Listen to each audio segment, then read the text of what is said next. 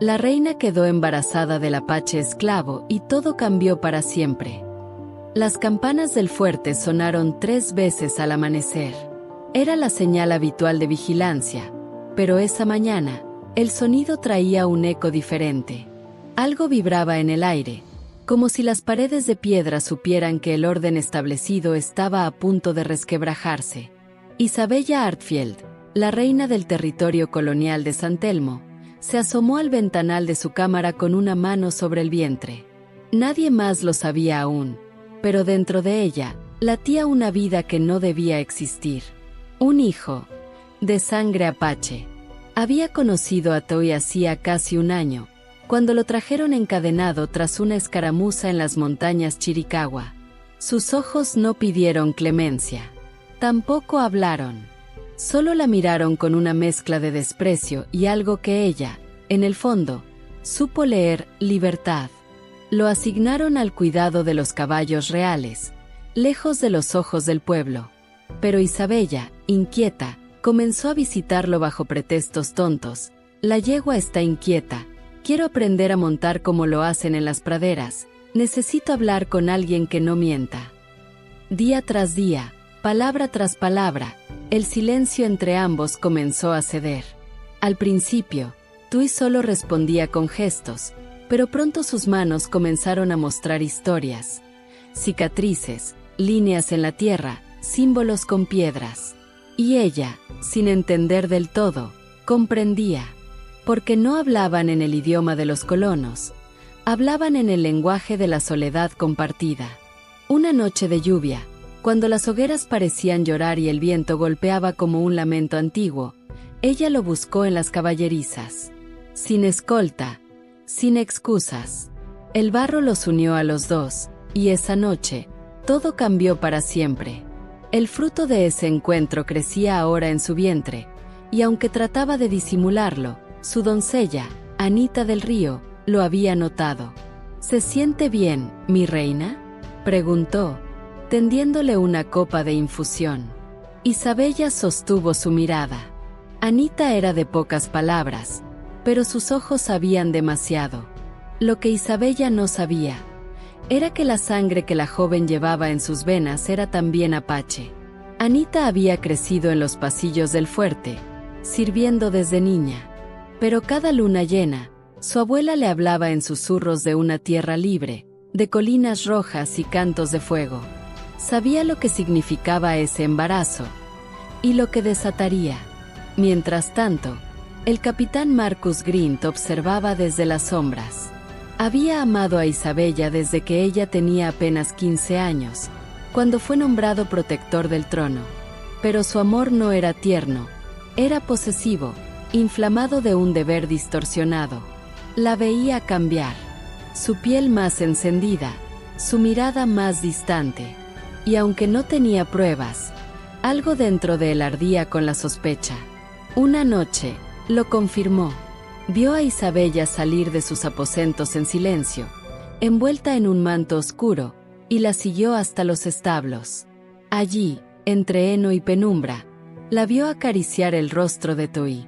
No gritó, no intervino, solo retrocedió, y juró, en silencio, que eso no quedaría impune. Días después, Isabella convocó al consejo. Anunció que suspendería los castigos contra los nativos prisioneros, y pidió una audiencia con los líderes apache. El escándalo fue inmediato, pero ella, con una mano firme sobre su vientre, no retrocedió. Quiero un nuevo pacto con los hijos de esta tierra, declaró. Porque el futuro que llevo dentro no conoce enemigos, solo raíces. La noticia se esparció como pólvora. En las montañas, Chaitón oyó a través de un espía lo que la reina había dicho. Su primer impulso fue de rabia. Pensó que se trataba de una burla, una trampa. Pero el nombre que escuchó después lo cambió todo. Tui. Esa noche, convocó a su círculo. Bajo las estrellas, con humo sagrado entre las ramas, oró por guía. El viento sopló del sur, y para él, eso era una señal de camino abierto. En el fuerte, Marcus Grint no esperó más. Reunió a su guardia personal, forjó un plan y lo ejecutó sin aviso. Tui fue arrestado al amanecer, acusado de profanar la sangre real. Lo ataron a un poste en medio de la plaza, dispuesto a ser ejecutado por traición. Isabella, al enterarse, corrió al centro del fuerte. Gritó, lloró, suplicó. Pero Grint ya no la escuchaba como reina, sino como mujer traidora. «Ese bastardo no nacerá bajo mi bandera», gritó el capitán.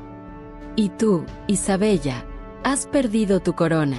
Fue entonces que Anita, con voz temblorosa pero firme, reveló su linaje. Se interpuso entre el soldado y el apache, levantando el medallón que siempre había escondido.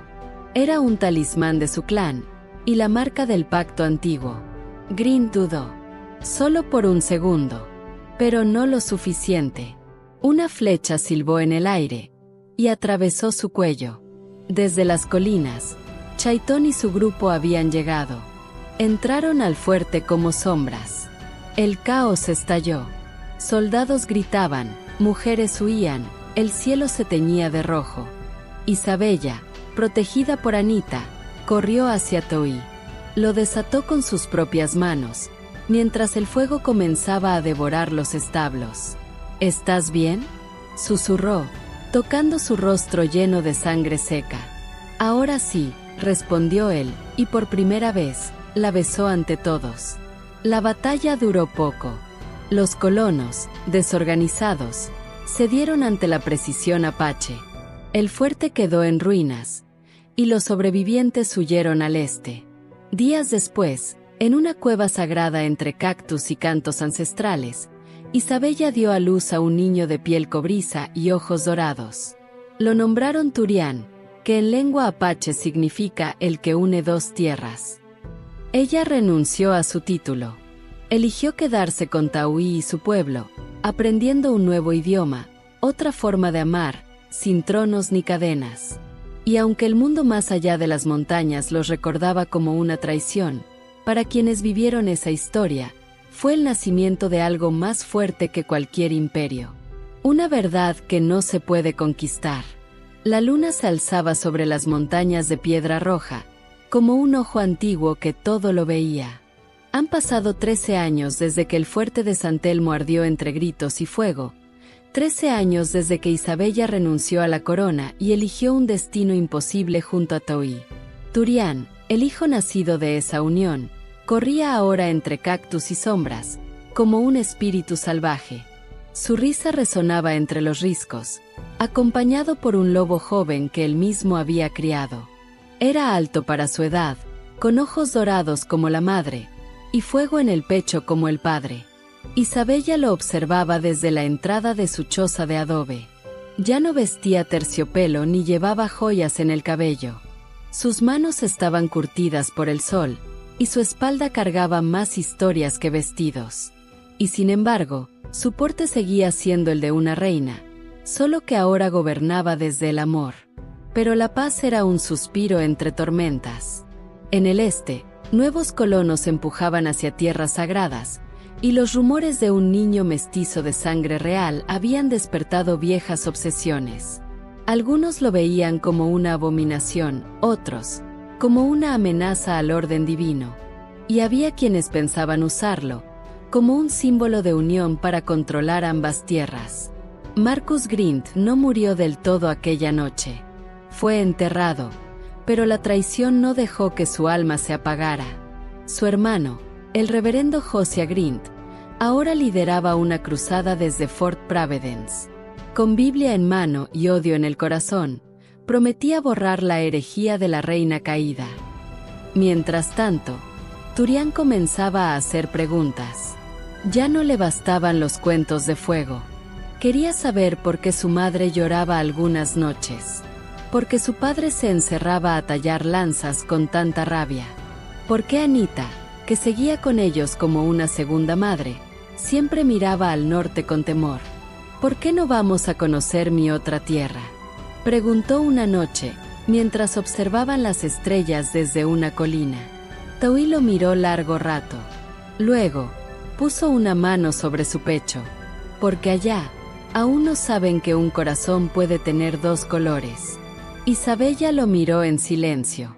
Pero esa pregunta no se apagó. Se quedó flotando. Y fue creciendo. Fue en el equinoccio de primavera cuando llegó el primer mensajero. Un jinete exhausto, con la chaqueta manchada de sangre.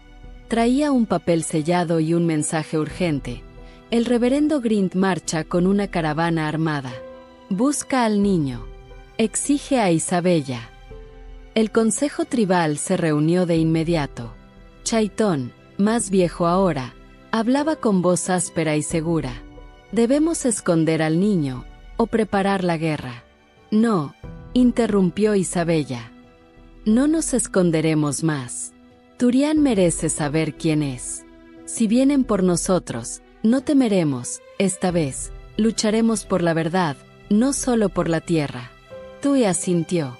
Por primera vez, ya no veía en su hijo una debilidad, sino una fuerza nueva, algo que ni las balas ni los imperios podían aplastar. 3 días después, la caravana de Grint apareció en la llanura. Estandartes blancos con cruces negras y cañones. Turián pidió hablar. Tenía 13 años, pero ya no era un niño. Llevaba una banda apache en la frente y el medallón de Anita en el pecho. Su voz, temblorosa, desafió a los invasores desde lo alto de una roca. No nací para obedecer a sus dioses, ni sus coronas. Nací de un amor que ustedes no entienden. No quiero guerra, pero no dejaré que me roben lo que soy. Josiah Grint rió desde su caballo. Eres un error, muchacho. Un símbolo que vamos a borrar. Pero antes de dar la orden, escuchó un silbido. Una lluvia de flechas cayó sobre la caravana desde ambos flancos. Guerreros apache, colonos libres, mestizos y desertores. Anita había enviado señales a todos los rincones del desierto, y no llegaron por guerra, sino por Turián. La batalla fue feroz. Polvo, fuego, gritos. Josiah murió intentando clavar una cruz en tierra apache. La madera se astilló antes de tocar el suelo. Al final, los invasores fueron repelidos. No hubo celebración, solo silencio, y el sabor de una decisión tomada. Esa noche, Isabella llamó a su hijo junto al fuego. Le entregó una caja de madera, sellada por años. Dentro, estaban los documentos reales de su linaje, una pluma de Tui, y una carta escrita con tinta azul. Si este mundo no puede aceptarte, entonces cambia el mundo. No pidas permiso. No ruegues por la paz. Créala. Turián partió al amanecer, rumbo al norte. No como fugitivo, sino como puente. No llevaba ejército ni bandera, solo historias.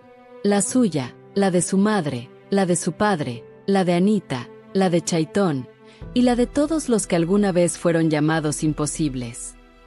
Si esta historia te tocó el corazón, no olvides dejar tu like, compartirlo con alguien que necesite escucharla, y suscribirte para más relatos que desafían lo imposible.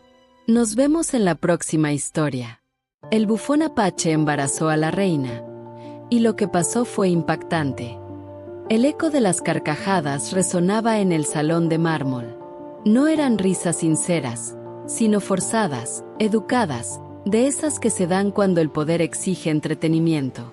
Y allí, en medio de los nobles, con la cara pintada y cascabeles tintinean en los tobillos, bailaba Tenoch, el bufón apache. Saltaba, hacía volteretas, imitaba acentos y se burlaba de los generales. Todo para ganarse una migaja de respeto. Pero por dentro, cada gesto era un acto de resistencia. Porque cada palabra tenía doble filo, y cada mirada que lanzaba a la reina Eleanor escondía un fuego que nadie entendía. Eleanor lo observaba desde su trono de roble, con una copa de vino sin tocar. Su rostro era sereno, pero sus ojos lo seguían con una intensidad que no era propia de una monarca. Lo había mandado traer como un símbolo de victoria. Domar al apache, decían. Convertir la rebeldía en espectáculo. Pero con el tiempo, algo cambió. Ella comenzó a escucharlo, cuando nadie más lo hacía. Lo llamaba por su nombre verdadero en secreto. Se reía de sus bromas no como reina, sino como mujer. Una noche, tras un banquete interminable, Eleanor caminó sola por los jardines. El aire olía a jazmín y a lluvia. Entre las sombras, alguien apareció. No un soldado, no un sirviente. Era él, con la cara limpia, sin pintura ni cascabeles. ¿Sigues siendo mi bufón? ¿Cuándo no hay público?, preguntó ella, sin mirarlo. ¿Y tú, sigues siendo reina cuando nadie te ve?, respondió él, con una voz tan suave que la luna pareció inclinarse para oírlo. Esa fue la primera vez que se tocaron. No fue una pasión impuesta, fue una necesidad, como dos mundos condenados a odiarse, que encontraron, en la oscuridad, un respiro. Pasaron semanas, encuentros secretos, silencios compartidos, palabras en lenguas prohibidas. Y entonces, la sangre de los dioses decidió sembrar algo nuevo. Eleanor comenzó a marearse, a perder el apetito. La dama de compañía lo notó, y luego el médico lo confirmó. Estaba embarazada. El escándalo no tardó en estallar. El padre Calvel fue el primero en sospechar. El sacerdote ya había notado que la reina cambiaba. Menos severa, más distraída. Empezó a vigilar sus pasos, a interrogar sirvientes, hasta que encontró a Sumae, la mujer apache que trabajaba en las cocinas. No sabía que era la hermana de Tenoch. ¿Quién visita los aposentos reales de noche?, preguntó el padre, con la cruz apretada en la mano. Sumae no respondió, pero su mirada era un desafío. Lord Rainsford, por su parte, vio en el escándalo una oportunidad. Sabía que si la reina era deshonrada, él podría tomar el trono por protección del pueblo. Convocaron una audiencia pública. Eleanor fue llamada a declarar. El pueblo estaba reunido frente al palacio. Murmullos, odio, miedo. Tenoch fue encadenado y traído como un criminal. Su rostro ya no tenía pintura, pero la dignidad, esa no se la pudieron quitar. ¿Es cierto que este salvaje ha mancillado la sangre real?, gritó Rainsford. Eleanor guardó silencio unos segundos. Luego, dio un paso al frente. No ha mancillado nada, dijo, con voz firme. Me dio algo que ustedes no tienen, ¿verdad? Hubo un murmullo. El padre Calvel alzó la cruz como si espantara demonios. ¿Y el hijo que llevas?, vociferó. Será apache o bastardo. Ella se llevó la mano al vientre. Será libre. El caos se desató. El consejo intentó arrestarla. Algunos soldados se rebelaron. Y entonces sucedió lo impensable. Sumae, infiltrada entre la multitud, lanzó un silbido agudo. Fue la señal. Desde las colinas cercanas, una tribu apache entera descendió como un rayo. No venían de la guerra, venían por justicia. La plaza estalló, pero en medio del enfrentamiento, Eleanor alzó la voz. ¡Basta! No más sangre. Y por un momento, el mundo se detuvo. Este niño, dijo ella, señalando su vientre, no será el símbolo de una guerra, sino del fin de una. Yo fui criada para temer. Él nacerá para amar. Tenoch, con las cadenas rotas, se arrodilló ante ella. No por sumisión, sino por respeto. El pueblo miraba, confundido, dividido. Pero entre los más jóvenes, algo comenzó a germinar. Padre Calvel murió esa misma noche, de un infarto. Rainsford fue destituido y enviado a Inglaterra. El reino cambió. Lentamente. Con resistencia. Pero cambió. Meses después, en una choza de adobe a orillas del río, entre cantos y tambores, nació un niño con ojos verdes y piel cobriza. Eleanor lo llamó Naum, que en lengua apache significa nacido del trueno. Y aunque muchos intentaron borrar su historia, Los bardos, los ancianos, los niños, la contaron una y otra vez. Porque a veces, un bufón puede decir la verdad que los reyes temen. Y a veces, un corazón libre es más fuerte que cualquier corona. Los años pasaron como ríos cargados de memorias. Nahum creció entre dos mundos, el del tambor apache y el del libro europeo, el polvo del desierto y la piedra del palacio. Hijo del bufón esclavo y la reina caída, caminaba con una sombra alargada sobre su espalda, la sombra de una historia que aún dolía. Tenoch y Eleanor vivían ahora lejos del trono. Habían elegido una vida de anonimato, al borde del cañón del Águila Roja, donde los pájaros cantan solos y no temen. Allí, en una cabaña de madera y adobe, enseñaban a su hijo a escuchar los susurros del viento y a leer los silencios de los hombres. Pero en el norte, una nueva amenaza crecía. Lord Alistair Pembroke, sobrino de Rainsford, había llegado desde Inglaterra con una idea más peligrosa que las armas: propaganda. Publicaba panfletos, escribía cartas, contrataba emisarios. Su narrativa era simple: una reina profanada, un heredero mestizo, una amenaza para el mundo civilizado. Y la corona empezó a escuchar. Nahum, ya de 15 años, sentía la tensión. No era niño, pero tampoco sabía aún qué quería hacer. Amaba pintar sobre piedras con pigmentos naturales, pero también se pasaba horas desarmando relojes viejos. Tenía la sonrisa pícara de Tenoch y los silencios largos de Eleanor. Una tarde, mientras tallaba una máscara ritual, llegó una figura inesperada: Padre Morelli, un jesuita anciano que había sido expulsado del reino años atrás por apoyar la unión de culturas. Traía consigo una carta y un mapa.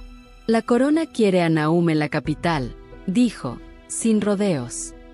Quieren mostrarlo en el palacio, convertirlo en ejemplo de integración. Tenoch rió amargamente. ¿Integración o exhibición? Eleanor no dijo nada. Caminó hacia la ventana. Allí, donde el sol doraba las montañas, veía la verdad. Sabía que el mundo no cambiaría solo con amor. También hacía falta coraje. Irá, dijo, finalmente. Tenoch la miró, desconcertado. No bajo su mandato, agregó Eleanor. Irá como voz, como fuego, no como trofeo. El viaje fue largo. Nahum cruzó desiertos, montañas y ciudades hostiles. Lo acompañaba Morelli, que hablaba con la calma de quien ya lo ha perdido todo. Cuando llegaron a la capital, los nobles lo miraban como si observan una criatura extraña. Era apuesto, con piel dorada y cabello oscuro atado con una trenza. Llevaba una capa bordada por su madre y un colgante de madera tallado por su padre. En el gran salón, Lord Pembroke lo esperaba. El bastardo real ha regresado, dijo con una sonrisa venenosa. Nahum no respondió. Solo caminó hacia el centro del salón y sacó un pergamino. Era una carta escrita por su madre, muchos años atrás. Contaba la historia de su amor, del bufón, del jardín, de la elección. ¿Esto es lo que quieren exhibir?, dijo el joven. Entonces que se sepa todo. Y leyó. Cada palabra, cada suspiro, cada noche de miedo, lo compartió ante todos. El salón quedó en silencio.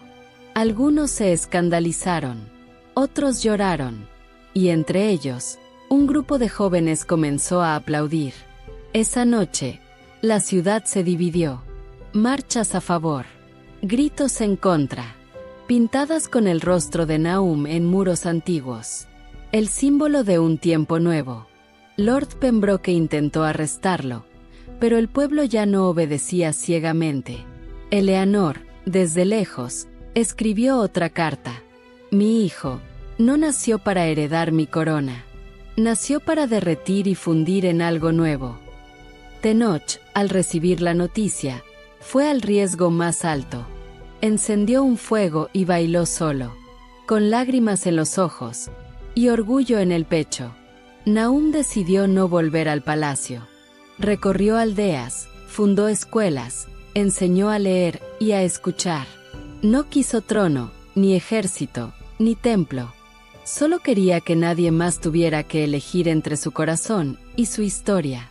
Y aunque muchos lo odiaron, nadie pudo ignorarlo. Porque en un rincón olvidado del mundo, un bufón apache y una reina valiente decidieron amar. Y de esa locura, nació algo más fuerte que cualquier imperio. Si esta historia te llegó hasta el alma, déjanos un like, compártela con alguien que crea en los amores imposibles, y suscríbete para más relatos donde lo prohibido se convierte en destino. Nos vemos en la próxima historia. La noble obesa fue entregada a un apache esclavo, y él la amó como nadie. Las cadenas no siempre son de hierro. A veces, están hechas de palabras, de miradas, de silencios acumulados durante años. Lady Margaret Ellington sabía esto mejor que nadie. Desde pequeña, su cuerpo fue motivo de susurros, sus comidas vigiladas, sus vestidos ajustados hasta la vergüenza. En un mundo donde las mujeres debían ser delicadas como porcelana, ella era de carne firme y corazón aún más grande. Y sin embargo, para su padre, el implacable Lord Ellington, no era más que una vergüenza con apellido. Nunca recibió una flor. Nunca escuchó que era bella. Así que cuando propuso entregarla como un acto de misericordia al apache esclavo que limpiaba los establos, ni siquiera lo discutió. Si nadie te quiere, que al menos alguien te obedezca, dijo, sin mirarla. Margaret no lloró. Estaba demasiado cansada para eso. Solo preguntó una cosa. ¿Cómo se llama? No importa. Pero le llaman Koani. Lo recordaba. Era ese hombre que siempre mantenía la cabeza baja, que no hablaba, pero cuyo cuerpo parecía resistir al tiempo. Nadie lo tocaba. Nadie le hablaba. Pero ella lo había visto más de una vez, mirando las nubes como si fueran un lenguaje antiguo. Esa noche, lo llevaron a su habitación. No como amante, no como esposo, como prisionero de una boda sin amor. Koani no habló, solo la miró, con una mezcla de sorpresa y pena. No por su cuerpo, no por su peso, por la herida en su alma. Margaret tampoco dijo nada. Se sentó en la cama y le ofreció una manta. No quiero tu cuerpo, susurró. Solo tu silencio, si es libre. Durante semanas, compartieron techo sin tocarse. Él dormía en el suelo. Ella le ofrecía frutas por la mañana, y le hablaba de los libros que leía. Le leía en voz alta a veces. Historias de mundos lejanos donde las mujeres eran valientes, donde los hombres lloraban. Y poco a poco, Koani comenzó a cambiar. Un día, talló una figura de madera y la dejó sobre su almohada. Era ella, redonda, sentada, con una flor en la mano. Margaret la sostuvo como si fuera oro. ¿Esto lo hiciste tú? Koani asintió. Así te veo. Sus palabras fueron pocas, pero más dulces que todo lo que ella había oído en su vida. Comenzaron a caminar juntos por los jardines cuando nadie los veía. Él le enseñaba el nombre de los pájaros en su idioma. Ella le hablaba de las constelaciones. Y cuando llovía, bailaban bajo el agua, como si no existiera el mundo afuera. Pero en el mundo, sí existía Miss Cora Bellamy. La amiga de infancia de Margaret se escandalizó al ver cómo la nobleza de su amiga florecía junto al apache. «Esto es indecente», dijo a Lord Ellington. «Si no la detienes, se reirán de ti en todo el reino». Así comenzó la tormenta. Koani fue acusado de hechizar a la dama. Lo ataron, lo azotaron en la plaza frente a todos. Margaret gritó, suplicó, pero su padre solo la miró con asco. «Ahora sí te pareces a tu madre», escupió. Débil, indigna. Margaret escapó esa noche. Llevaba consigo una sola cosa, la figura de madera tallada por Koani. Cabalgó sola durante horas, hasta alcanzar la montaña de los susurros, donde vivía Naele, la tía de Koani. «Ayúdame», dijo entre lágrimas. «O muero». Naele la miró en silencio. Luego, le puso la mano sobre el corazón. «Tú no estás rota, niña. Estás esperando tu canto».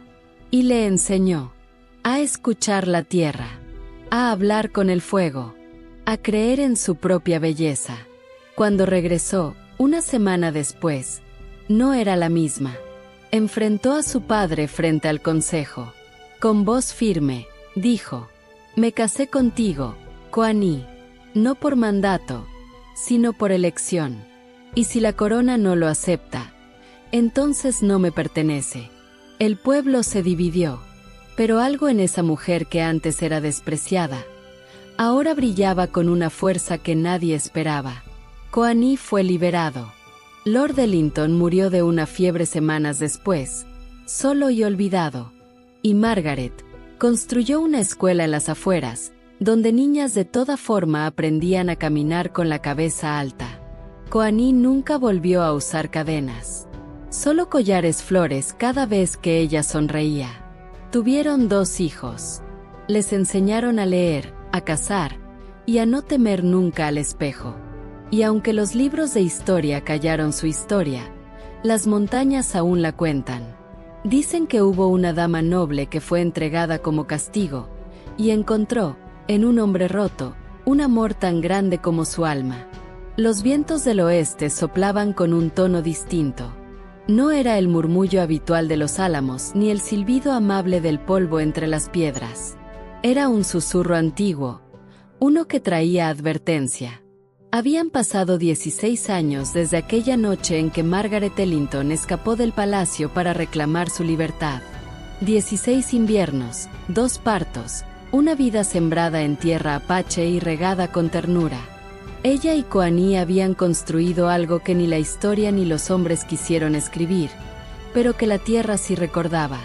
Sus hijos, Lian y Nayeli, crecieron salvajes y sabios.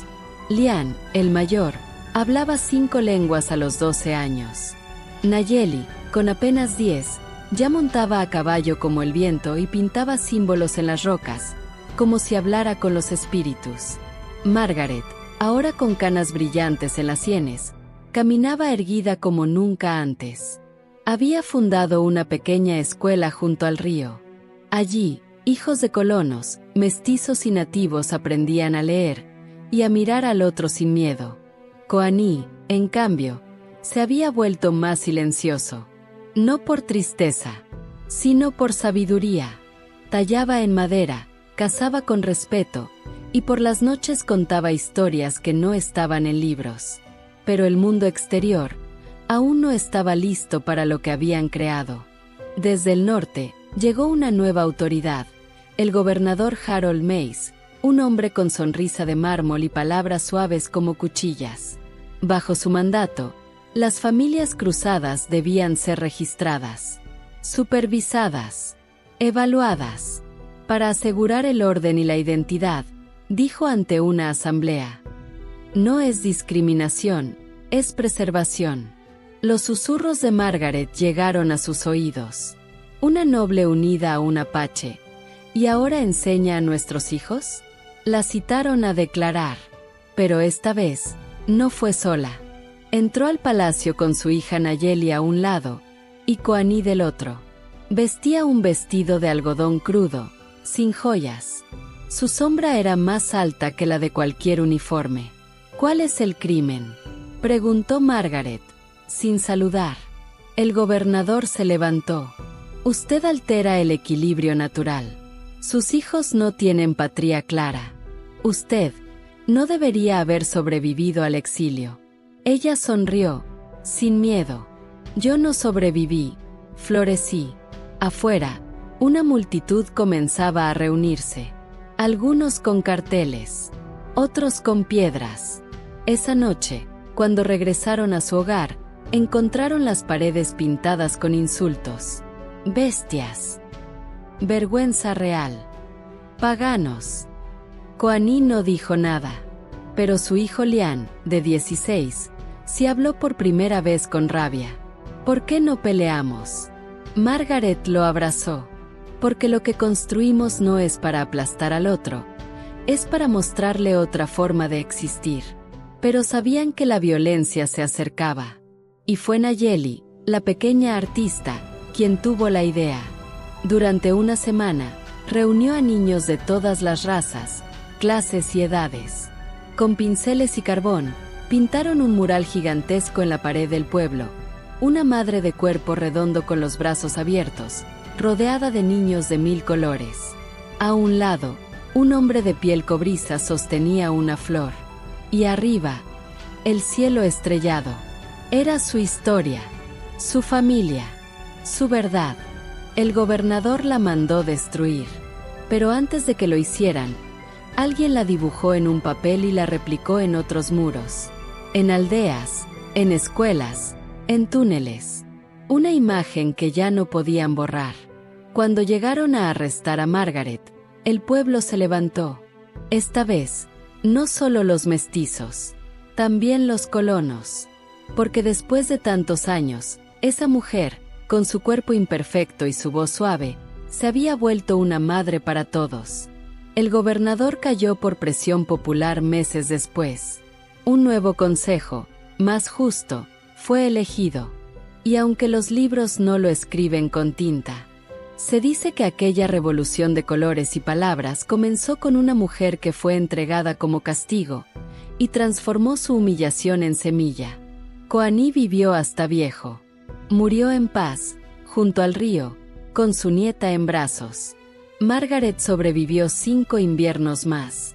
Su tumba está marcada con un corazón tallado en madera y una frase en lengua apache que dice: amada como nadie, libre como todos deberían ser. Si esta historia te tocó el alma, déjanos un like, compártela con alguien que necesite esperanza y suscríbete para más relatos donde la verdad y el amor transforma lo imposible. Nos vemos en la próxima historia.